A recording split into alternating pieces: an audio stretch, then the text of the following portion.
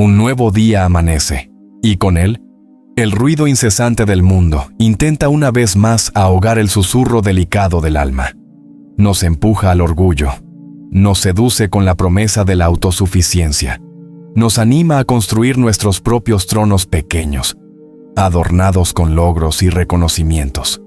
Pero en la quietud de la noche, en los momentos de honestidad brutal con nosotros mismos, no anhelamos algo más profundo.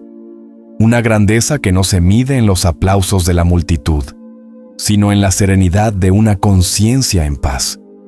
Una fortaleza que no reside en dominar a otros, sino en tener el dominio sobre nuestro propio ego. Esta mañana te invito a un viaje sagrado, un descenso intencional para descubrir la verdadera ascensión. Vamos a explorar juntos el misterio más profundo, paradójico y transformador del universo. La humildad perfecta de Cristo, Padre Celestial. En la quietud sagrada de esta nueva mañana, me presento ante ti. No vengo con la arrogancia de quien tiene todas las respuestas, ni con la fuerza de mis propias convicciones, sino con la vulnerabilidad de un corazón que sabe que está incompleto, con una mente abierta de par en par, desesperada por recibir el maná de tu palabra.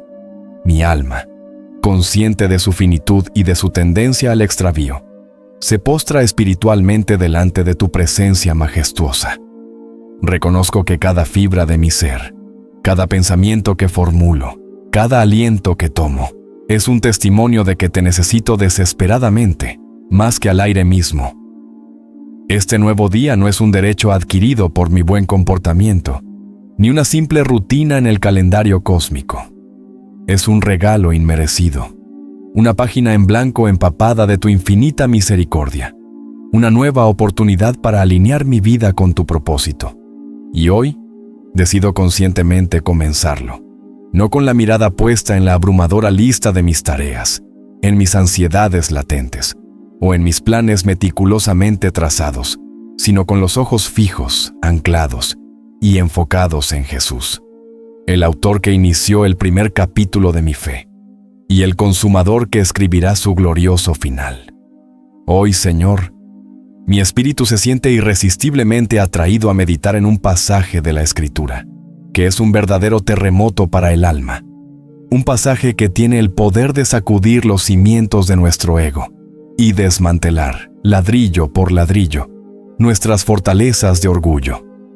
La epístola del apóstol Pablo a los creyentes en Filipos. Pero antes de sumergirnos en el océano insondable del versículo 8, permítenos retroceder un instante. Como un alpinista que estudia cuidadosamente la base de la montaña, antes de intentar la cumbre, debemos comprender la magnitud vertiginosa del monte celestial, desde el cual Cristo emprendió su descenso. En los versículos 5 al 7, Pablo nos entrega la llave maestra que abre la puerta a este misterio. Él nos ruega: haya pues en vosotros este sentir que hubo también en Cristo Jesús, el cual, siendo en forma de Dios, no estimó el ser igual a Dios como cosa a que aferrarse, sino que se despojó a sí mismo, tomando forma de siervo, hecho semejante a los hombres. Hagamos una pausa aquí, porque estas palabras contienen una densidad teológica que podría alimentar nuestra alma por toda una vida. ¿Comprendemos realmente lo que estamos leyendo? Siendo en forma de Dios. La palabra griega original aquí es morfe. Este término es crucial. No se refiere a una apariencia externa, a un disfraz temporal o a un rol que se actúa como un actor en un escenario. Morfe significa la esencia misma, la naturaleza intrínseca, el conjunto de atributos que hacen que Dios sea Dios. Pablo está declarando, sin ambigüedad alguna, que Jesús poseía desde la eternidad y por su propia naturaleza la esencia misma de la deidad. No era un ser creado, ni un ángel glorificado, ni un semidios mitológico. Él era, es y será siempre Dios, coeterno, coigual y coesencial con el Padre y el Espíritu Santo, compartiendo la misma gloria, poder, sabiduría y santidad. Y Pablo, bajo la inspiración del Espíritu Santo, nos dice que Él no consideró esta igualdad divina como cosa a que aferrarse. La palabra griega para aferrarse es arpagmos. Es una palabra increíblemente poderosa y visual. Puede significar un botín de guerra, un tesoro que se agarra con ambas manos y no se suelta bajo ninguna circunstancia, un privilegio que se explota agresivamente para el propio beneficio. Jesús, en un acto de amor y renuncia que nuestra mente finita jamás podrá sondear por completo, no se aferró a los privilegios y a la manifestación visible de su divinidad. Y entonces viene la acción que parte la historia humana en dos. Se despojó a sí mismo. En griego, ekenosen, de donde obtenemos el término teológico kenosis. Literalmente, se vació a sí mismo. Este concepto ha sido debatido por siglos, pero es vital entender lo que no significa. Este vaciamiento no significa que Jesús dejó de ser Dios, ni por un segundo. Eso es ontológicamente imposible. Sería una contradicción en la naturaleza misma de la deidad. Significa que, de manera voluntaria y soberana, por amor a nosotros, Él dejó de lado el uso independiente y visible de sus atributos divinos para su propio provecho o comodidad. Se despojó de su gloria cegadora para ser envuelto en pañales sucios. El creador del tiempo se sometió al ritmo lento y a menudo frustrante del reloj humano. El que sostiene el universo con la palabra de su poder, aprendió a caminar torpemente y a articular palabras como un niño. El omnipresente se confinó a un cuerpo judío del primer siglo, limitado a un solo lugar en un solo momento. El omnisciente, como dice Lucas, crecía en sabiduría. El omnipotente sintió hambre, sed y un cansancio tan profundo que podía dormir en medio de una tormenta que aterrorizaba a marineros experimentados. Se vistió de limitación humana como si fuera su propia piel. Este es el preludio glorioso, el contexto absolutamente indispensable para nuestra meditación central. Ahora, con esta comprensión asombrosa en nuestra mente y corazón, leamos de nuevo el versículo que nos convoca hoy, permitiendo que cada palabra resuene y penetre en las capas más profundas de nuestra alma. Y estando en la condición de hombre, se humilló a sí mismo, haciéndose obediente hasta la muerte, y muerte de cruz. ¡Qué misterio de amor! ¡Qué acto de entrega que desafía, ofende y destroza toda lógica humana! Jesús, habiéndose ya vaciado al tomar nuestra naturaleza, da un paso más hacia abajo en la escalera de la humillación.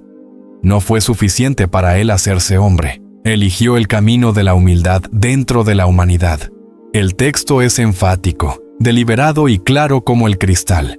Él mismo se humilló. No fueron las circunstancias las que lo humillaron. No fue vencido por un poder superior. No fue humillado por la fuerza de sus enemigos. Fue un acto voluntario, soberano, consciente. Una decisión tomada en los consejos de la Trinidad desde antes de la fundación del mundo y ejecutada con precisión divina en el tiempo. Y esa humildad no fue un sentimiento pasivo, sino una acción que lo llevó a la obediencia. Una obediencia no teórica, sino práctica, costosa, sangrienta, total. Una obediencia que lo llevó hasta el punto final, la muerte. Y Pablo añade una coda terrible, y muerte de cruz. Para un ciudadano romano, la crucifixión era tan vergonzosa que Cicerón dijo que la palabra misma de la cruz debería estar lejos, no solo de los cuerpos de los ciudadanos romanos, sino de sus pensamientos, sus ojos, sus oídos. Para un judío era una señal de la maldición de Dios, como está escrito en Deuteronomio: maldito todo el que es colgado en un madero. Era el castigo más vil, degradante y cruel, diseñado no solo para torturar el cuerpo hasta el extremo del dolor, sino para aniquilar la dignidad, para convertir a una persona en un espectáculo público de fracaso, deshonra y abandono divino. Padre, ante esta verdad, las palabras fallan. Hoy me acerco a ti no con exigencias, sino con una reverencia temerosa, no con autosuficiencia, sino con un corazón quebrado por la belleza terrible de este amor. Que esta oración sea más que un ritual, que sea una rendición total, un eco débil pero sincero del Espíritu de Cristo, resonando en las cámaras vacías y polvorientas de mi orgullo. Padre Celestial, tu palabra es un tapiz majestuoso, tejido a lo largo de milenios, con los hilos dorados de historias de almas que, como la mía, se enfrentaron a la encrucijada eterna entre su propia voluntad y la tuya.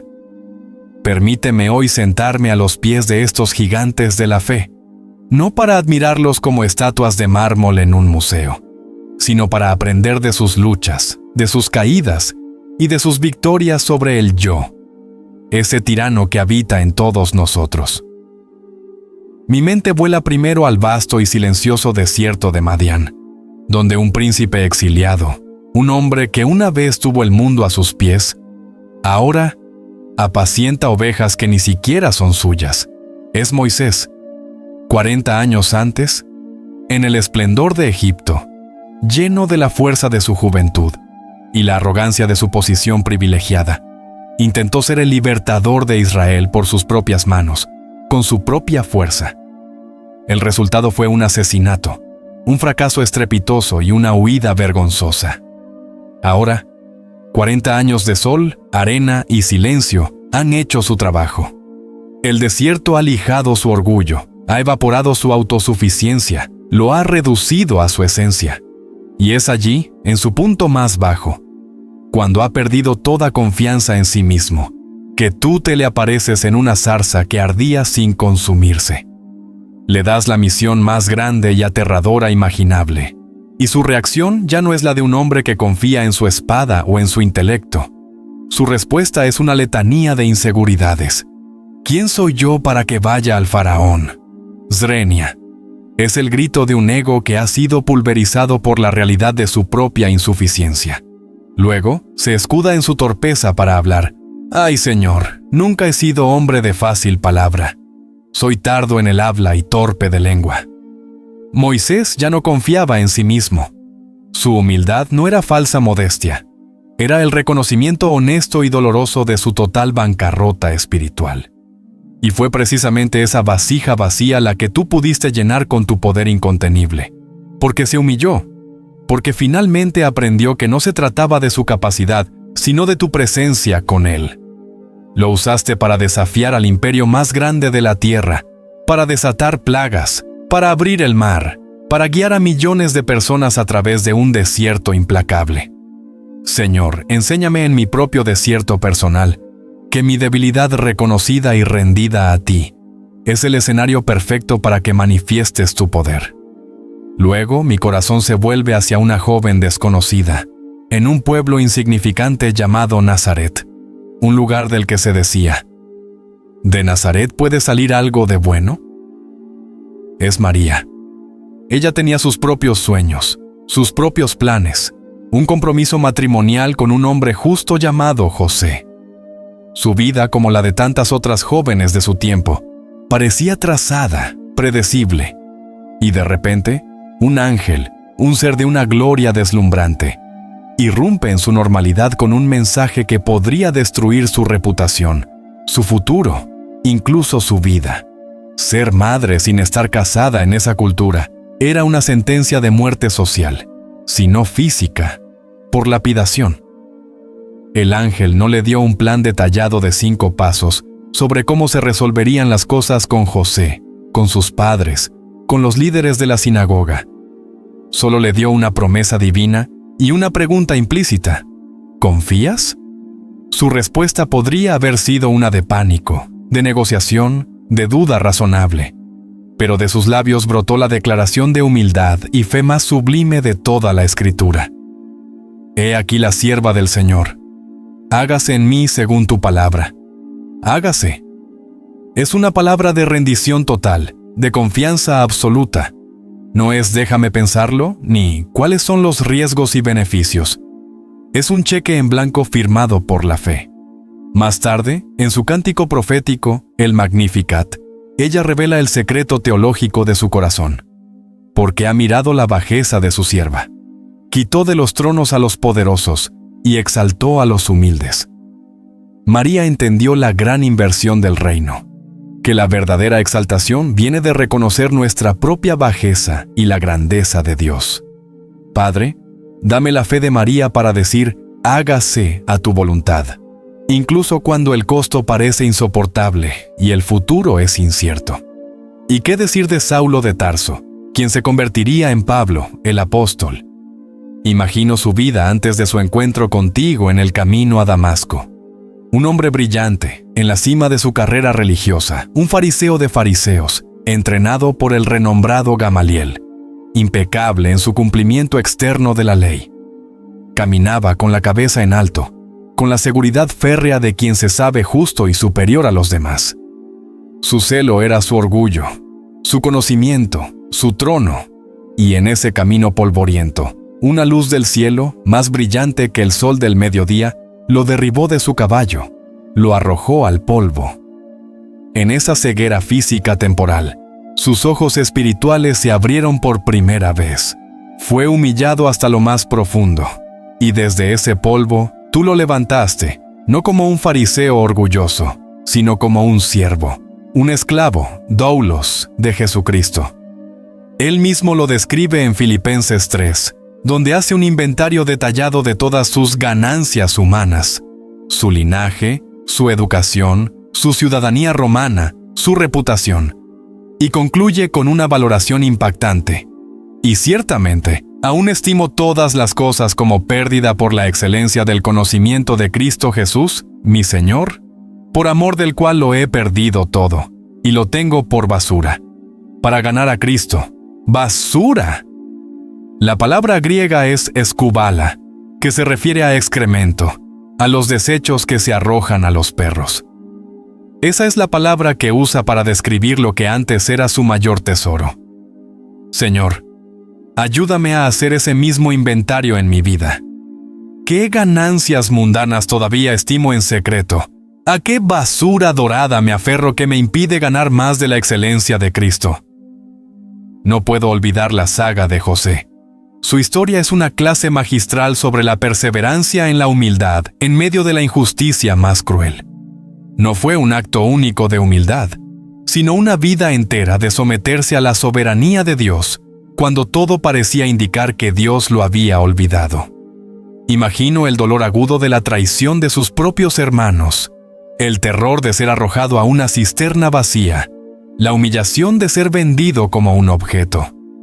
Luego, en la casa de Potifar, cuando por su fidelidad y competencia empieza a prosperar, es falsamente acusado por una mentira vil para proteger el honor de una mujer adúltera.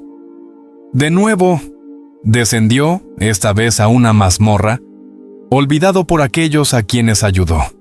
Años, no días ni semanas, años en la oscuridad, en la compañía de criminales. Pudo haberse llenado de amargura, de cinismo, de un odio corrosivo. Pudo haber concluido que ser fiel y vivir con integridad no vale la pena. Pero en cada etapa, eligió servir. En la casa de Potifar, sirvió con excelencia. En la cárcel, administró y sirvió a los otros prisioneros. Su humildad no era pasividad, sino una confianza activa y tenaz en que Dios estaba obrando un propósito mayor, incluso a través del mal que otros le hacían. Y su declaración final a sus hermanos es el clímax teológico de esta confianza inquebrantable. Vosotros pensasteis mal contra mí, mas Dios lo encaminó a bien. Señor, que mi fidelidad no dependa de mis circunstancias, que incluso en la cisterna de la vida, en la cárcel de la incomprensión o el olvido, mi corazón se mantenga humilde y confiado en que tú estás tejiendo un tapiz glorioso con los hilos rotos de mi vida. Finalmente, pienso en el rey David, un hombre descrito como alguien conforme al corazón de Dios, pero también un hombre capaz de un pecado atroz y un engaño calculado. Se sintió invulnerable en su trono, por encima de la ley. Usó su poder para cometer adulterio y luego asesinato. Pero cuando el profeta Natán lo confrontó con una simple pero brillante parábola, su corazón, en lugar de endurecerse, se quebró. El poderoso rey, el guerrero invencible, el poeta de Israel, se deshizo en lágrimas de arrepentimiento. Su Salmo 51 es el manual de la humildad para el pecador arrepentido. Crea en mí, oh Dios, un corazón limpio, y renueva un espíritu recto dentro de mí. Los sacrificios de Dios son el espíritu quebrantado. Al corazón contrito y humillado no despreciarás tú, oh Dios. David entendió que ante ti el poder, la fama y la riqueza no valen nada. La única ofrenda que realmente aceptas es un corazón roto y pulverizado por el peso de su propio pecado. Padre, estas historias no son meramente cuentos antiguos para entretenernos. Son espejos. En ellos veo reflejado mi propio orgullo, mi propia resistencia a tu voluntad, mi propia necesidad desesperada de ser quebrantado. Que la fe de estos hombres y mujeres me despierte, que su obediencia me desafíe, que su humildad me forme a la imagen de tu Hijo. Señor, es relativamente fácil y hasta emocionalmente reconfortante hablar de humildad en la quietud de la oración. Es inspirador leer sobre los héroes de la fe en las páginas sagradas. Pero la verdadera prueba, el examen final, comienza cuando el amén se desvanece y la puerta de mi casa se abre al mundo real, con sus presiones, sus conflictos y sus tentaciones. Ayúdame, te lo ruego, a traducir esta teología sublime y estratosférica de Filipenses 2 al lenguaje prosaico, a menudo áspero y concreto de mis acciones diarias. Porque una fe que no se traduce en obras, una humildad que no se manifiesta en el trato con los demás, es una fe muerta, un simple ejercicio intelectual, un címbalo que retiñe. Quiero caminar esta humildad, en primer lugar, en mi lugar de trabajo.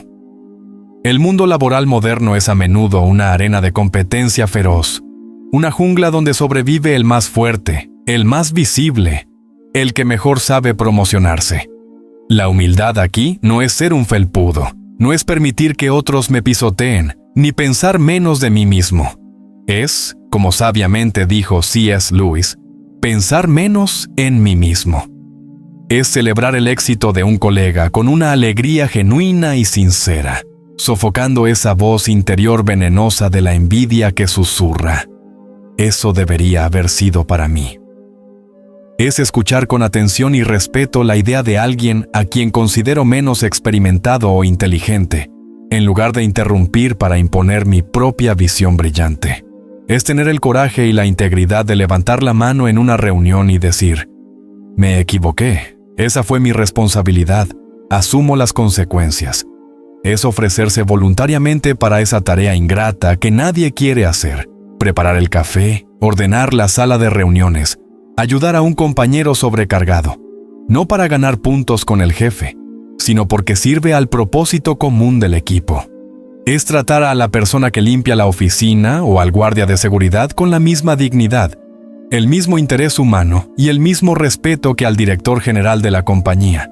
Señor, que mi ética de trabajo no esté impulsada por la ambición personal de construir mi propio nombre, sino por el deseo profundo de reflejar tu carácter servicial en cada correo electrónico que escribo, en cada llamada que hago y en cada proyecto que emprendo. Quiero vivir esta humildad de manera aún más profunda, en mi hogar, con mi familia.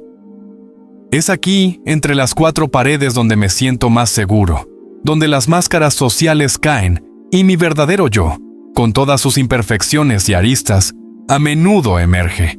La humildad en casa es, por tanto, la más desafiante y la más necesaria. Es ser el primero en cruzar el puente del silencio después de una discusión acalorada y decir: lo siento, incluso si estoy 90% convencido de que tengo la razón.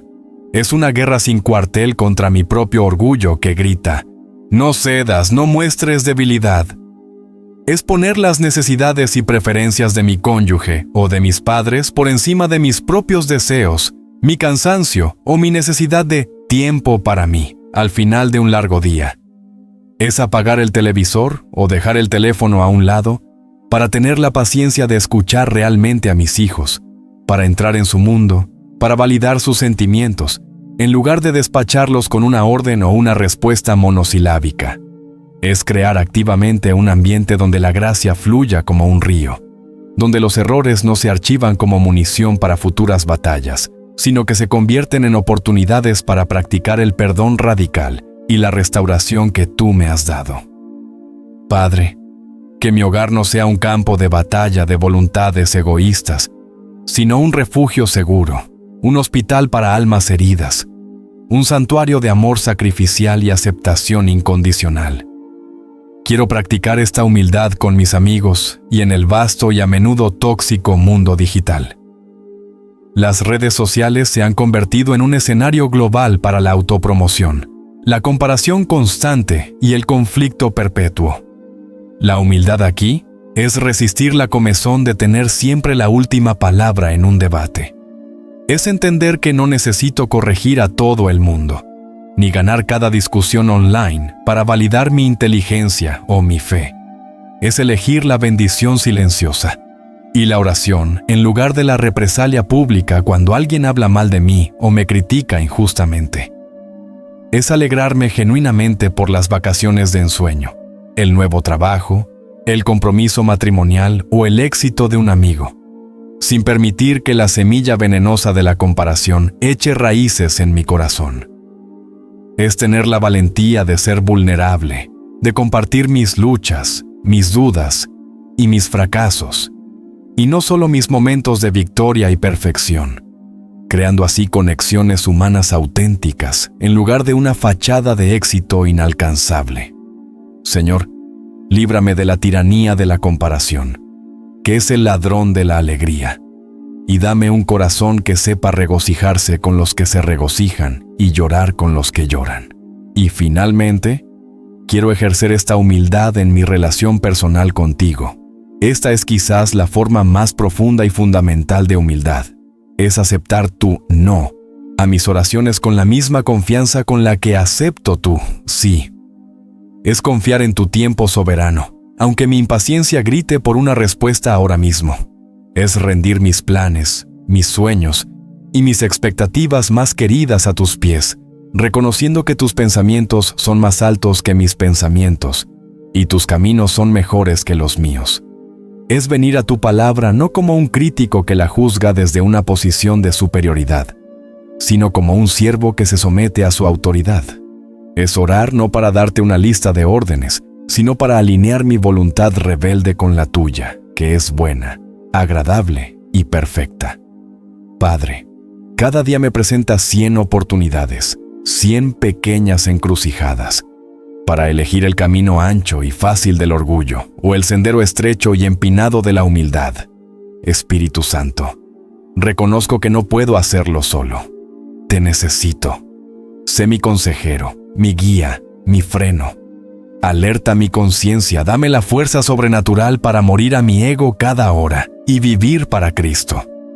Señor Todopoderoso, en esta mañana, siguiendo el ejemplo sublime de Jesús, que nunca pensó solo en sí mismo, sino que vivió una vida de intercesión constante, no puedo ni quiero orar solo por mí.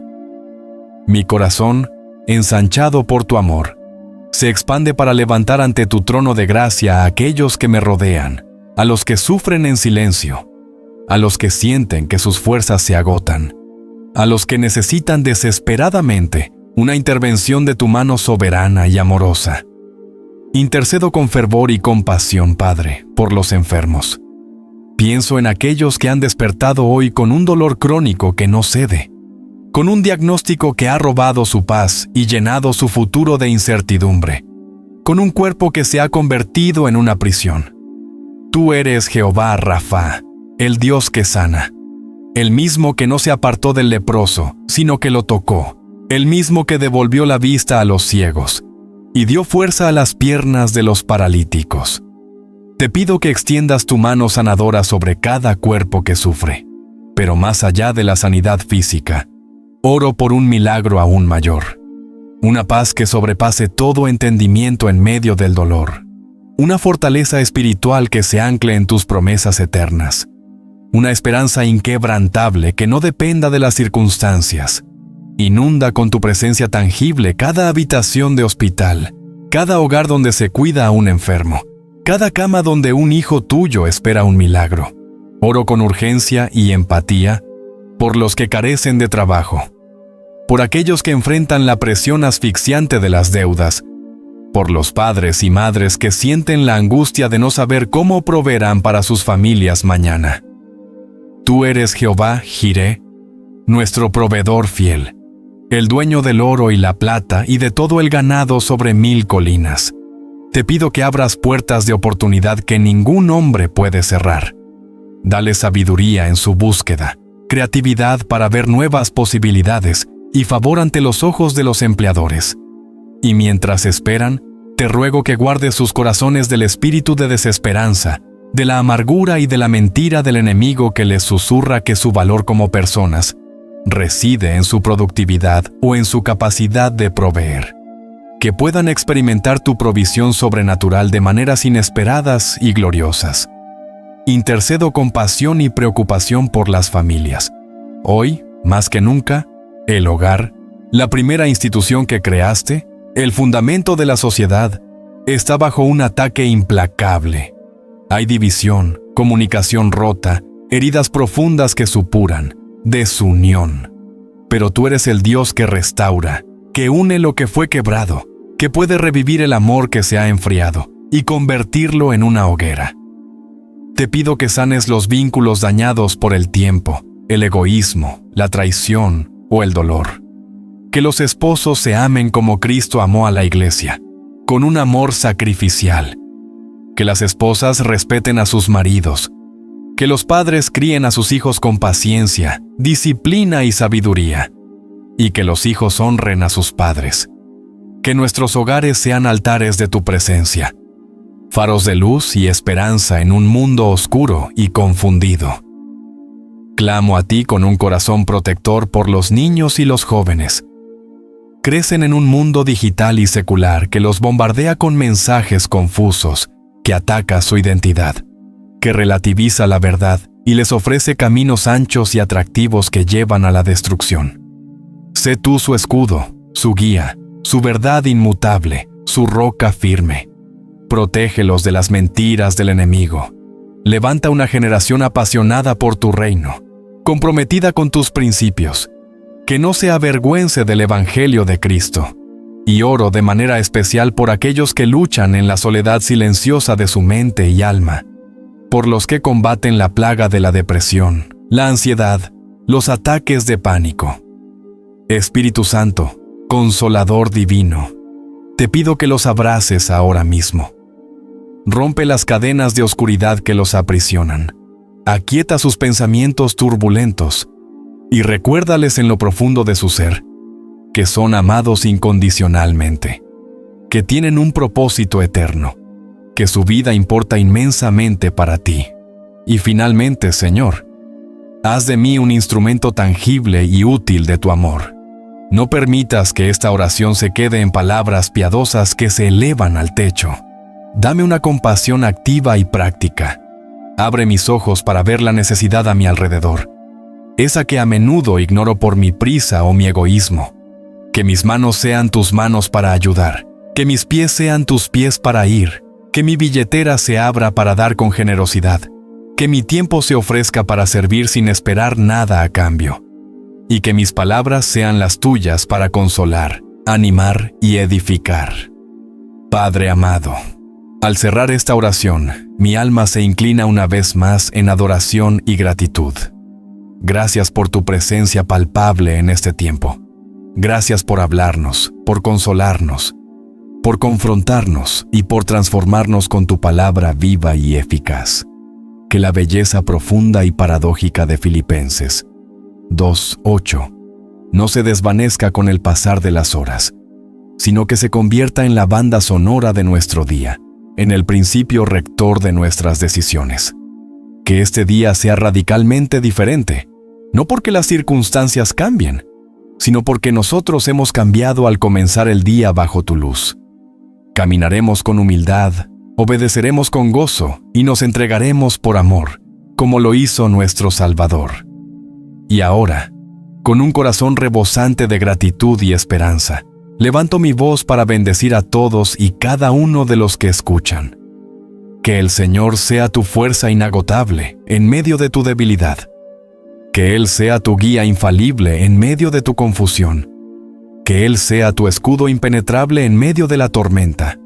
Que la humildad de Cristo transforme tu carácter desde adentro hacia afuera. Que su obediencia inspire tus pasos y decisiones. Y que su entrega total alimente tu fe y te impulse a amar más allá de tus límites. Que vivas cada momento de este día recordando que aquel que se humilló hasta la muerte más vergonzosa, hoy reina en gloria y poder, y vive en ti a través de su Espíritu. En el nombre poderoso y sublime de Jesús. Amén. Si esta oración ha resonado en tu corazón, te invito a escribir Amén en los comentarios, no como un ritual, sino como una señal de fe, un acto de rendición y un compromiso personal. Comparte este mensaje con alguien que necesite desesperadamente recordar el camino de la verdadera grandeza. Nos encantaría leer tu testimonio y orar contigo como comunidad. No olvides suscribirte y activar las notificaciones para que podamos seguir creciendo juntos en esta jornada de fe. Haz clic en el video que aparece ahora en tu pantalla y continúa profundizando en la palabra que tiene el poder de transformar vidas. Que Dios te bendiga abundantemente.